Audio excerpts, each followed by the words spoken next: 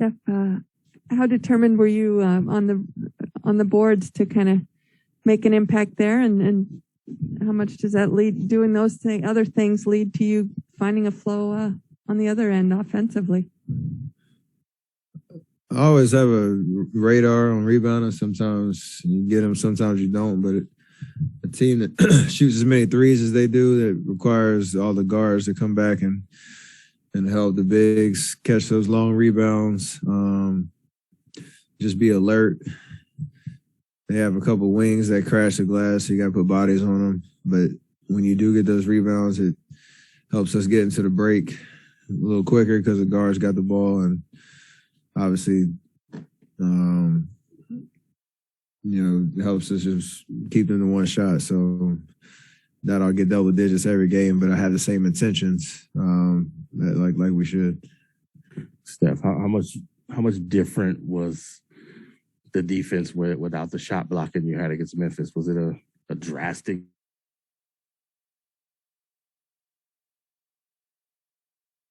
Compared to Game 6, the last. No, like Powell and Maxi Kleber, they're different than Steven Adams and Jared Jackson, but they still are a challenge in terms of you don't want to get into a crowd and you don't want to get in positions where you don't have any outlets. And for the most part, we had a couple possessions in the third quarter where we got in trouble, but for the most part, we were pretty decisive on what we wanted to attack. And once you get into the paint, you do have a couple more options, but you just got to be assertive and decisive in what you're trying to do. JP got into the paint a bunch of times, obviously finished.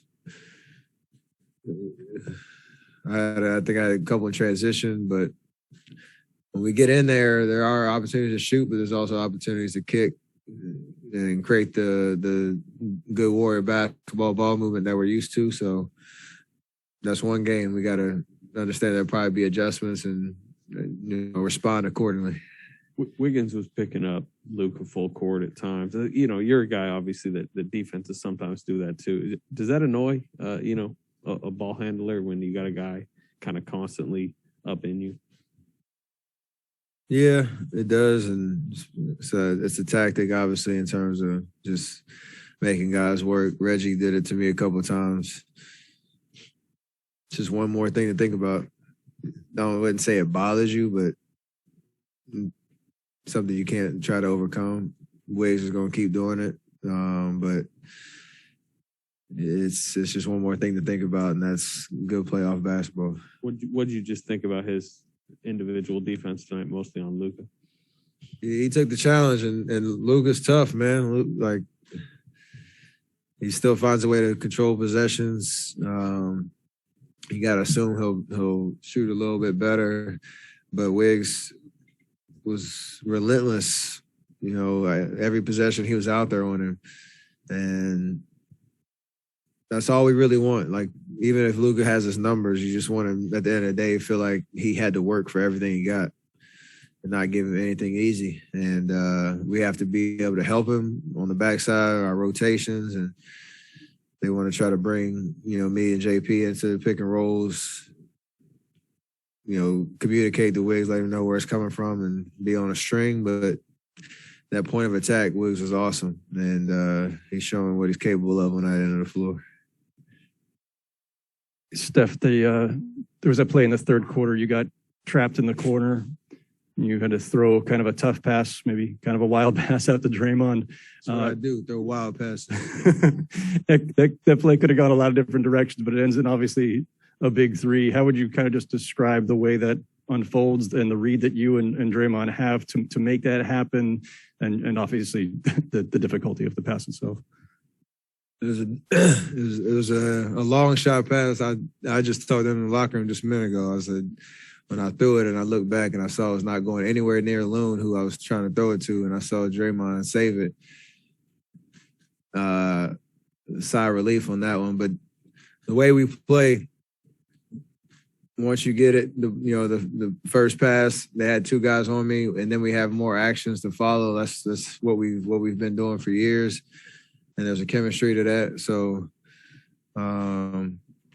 good things usually happen, and especially the way, they try to take away the 3-point line on the initial attack. we had like Loon setting a nice down screen for me to get a shot. We had guys cutting on the backside of another possession. So it's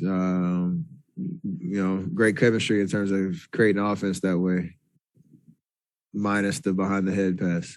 You're immediately sprinting out though to catch that pass back from Draymond. Does he already know you're going to do that? Does Loon already know you're going to do that to set that pick? Like Absolutely. How quickly are they figuring out that that's where this is heading? That's just patterns. You just see me down the floor, Loon in position, set a screen, and as soon as I take my first step back towards the ball coming off the down screen, like I'm sure Draymond's not looking at anything else. I didn't see the play, but I'm sure his eyes didn't go to the weak side at all. It's just patterns that we're used to, and you could look at a lot of different plays tonight that showed that chemistry in terms of just read and react motion offense. Steph, was tonight as strong or as focused as the defensive performance that you guys have had all playoff as far as start to finish? And secondarily, how has Andrew evolved or changed since he's been here, since he's been in this, Warriors culture?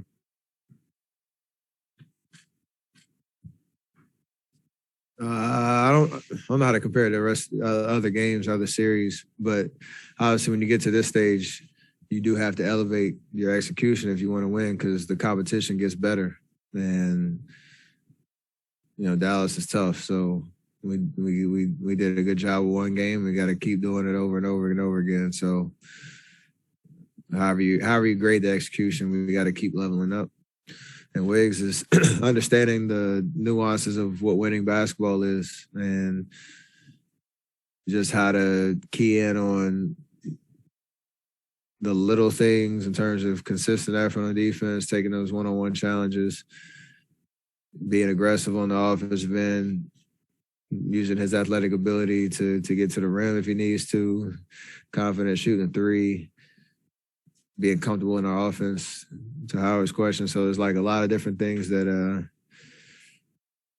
he's understanding that this time, in terms of a playoff run, requires to win games and the joy that comes with that. So it's not like he's out there scoring 30 every night. It's the other things that help you win and the joy that you get out of that. Steph, when you guys play in this building, do you kind of know in the back of your mind that offensive avalanche is coming eventually, whether it's the second, third, or fourth quarter? There's always that confidence. The Memphis series kind of shook us a little bit from time to time where, 3 quarters, 3.5 quarters, it didn't seem to be clicking.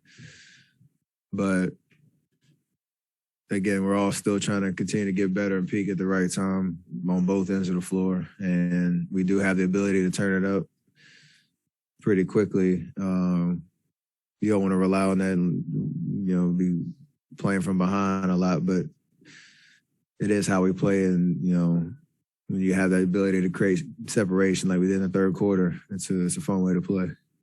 You mentioned the Memphis series. Is this series, with the difference maybe this one this is more mental where you have to focus on, the 5 out, you just can't leave a 3-point shooter, and it's more of that kind of thing than Memphis maybe was physical and aggressiveness. Is that oversimplifying it, or is that the way this feels? A little bit, because there's a lot of nuance to what Memphis did offensively that you had to be aware of. I think this one probably has the potential to be very similar to the last series where a lot of adjustments from game to game, and you got to be able to react on the fly, especially in that first quarter, settle into what the flow of the game is, because it's 2 entirely different paces that are their comfort zone versus our comfort zone. And, you have one guy that can literally dominate a possession if you let him get to spots that he's comfortable with. So that's my best answer for that. Steph, who's the best mid-range shooter on the team?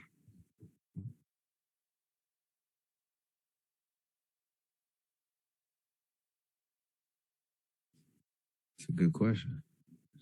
Probably Otto. Do free throws count as mid-range jumpers? And then it's definitely not me right now. you've talked about like the movement and the passing and that Warriors basketball. Would it be fair to say that the movement made y'all? Hey, David's gonna be hype about that one. That's phenomenal. Yeah, the movement made us tonight. So shout out to David Dennis on the assist right there. That was nice. That was nice. You, Clay, and Draymond have all made note that you haven't played in games with these kinds of stakes for about 3 years now.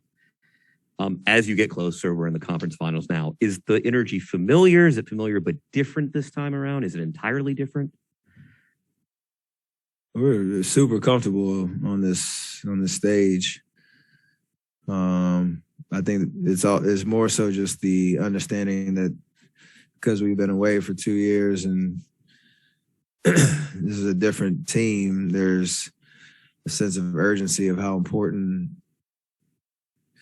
It's even hard to say that because every time you go through this, it's important. But there's more gratitude of being back here, and there's more of a sense of urgency on not letting an opportunity kind of slip away. So who knows how it plays out, but I'm enjoying every bit of this. I know Clay is as well. Draymond is because we haven't played meaningful games and at this time of year, in 2 years. So it's special, man. That level of comfort when we're out there, it's shown itself, these last 2 series, and hopefully it'll continue to be a key for us to kind of fall back on that experience of what it means what it takes to win, tough playoff games. You guys strayed away from Looney for a while, tried a bunch of different starting lineups. It has now gotten back to Looney the last couple of games. Do you feel like you've rediscovered a little bit kind of who you were during the regular season? He started 80 of the 82 games, and you guys kind of were a defense first unit. Yeah, the regular season's interesting because, like you said, we started off so well, and when Clay came back, things got shuffled around. I got hurt towards the end of the year, even after Draymond was out for however long it was. He just had a lot of experimenting with starting lineups, and the last 12 games we were trying to find an offensive kind of jump start, and it was a tough decision to pull him out of the starting lineup for that 1 or 2 games, and then he got back in there. So it was necessary, I think, with where we were as a team and the revolving door of who was available. But it's also part of who we are in terms of things can change really quickly in terms of who's supposed to start, what matchups work in our favor, the ability to adapt from game to game like we did in Game 6 in the last series. And it all falls back to the chemistry of, even you talk about spacing issues with Loon and Draymond and all that, we still find a way to kind of overcome that. So there's a lot of confidence in what Loon brings, and he's been playing. You got to give him credit. Obviously, he's been playing amazing and making his opportunity worth it. Steph, since you're reflecting a little bit, do you remember what you thought when Clay said it's championship or bust? That's in November. You guys are 15-2 at the time. He said that this year? I missed it. November. November, a couple months before he came back, and you guys were 15-2 at that stage. So it's funny because him being away, I'm sure I expected him to say something like that just in anticipation of him coming back. But like I said, it's an exciting time to be back on the stage. We're not skipping ahead any part of this journey. We understand that we just won 1 game in the Western Conference Finals, and we got a lot of work left ahead of us to get back to the final. So we would love to make him a profit this year. You mentioned your free throws and missing the 2 at the beginning. When you miss 2 shots in a set like that, how does that change your mental or mindset? Not in a discouraging way, but do you ever kind of say, I want to avenge those missed free throws? Always. It's funny that I got the tip back and I hit a mid-range. It was nice. got the 2 points back, but I shook this one off. You always just talk to yourself, no matter if you're missing shots or free throws or whatever it is. You just talk positive to yourself about what's coming next. I think I blamed it on the 4-day break tonight in my head, and then try to just shake it off. Whatever you can to motivate yourself. I don't ever lose confidence. It's just that self-talk that helps. Right, great. Let's just go to one on Zoom. Alexander, go ahead. Thank you. Steph, congratulations on the great victory. I can ask you for the next game, how to avoid getting surprised by Dallas. Same two teams, but what do you expect to happen the next game? And another question on 4 for TV, Radio TV of Serbia, about Dejan Milojevic, a new assistant coach this season. Have you had a chance to work with him? And what are your thoughts about him joining the team? He's been a huge help to us. Obviously, he's been working with Wise most of the year and trying to mold him into the player that he wants to be. He gives us a lot of good sets that he draws up, gives a coach from time to time. And he's just a hooper. I saw some clips of him playing overseas. He knows how to play. And he has just a good eye for the game. So he'll give you some gems during timeouts and stuff to kind of look out for. So it's been great to get to know him and his basketball mind. It's been awesome. And we're used to playoff adjustments and game, being prepared and not kind of getting too complacent from game to game because we know we haven't done anything yet. So, you enjoy and celebrate the win. You understand where we could get better tonight, and then you expect them to play better. So we have to elevate our competitiveness and focus to maintain control of the series.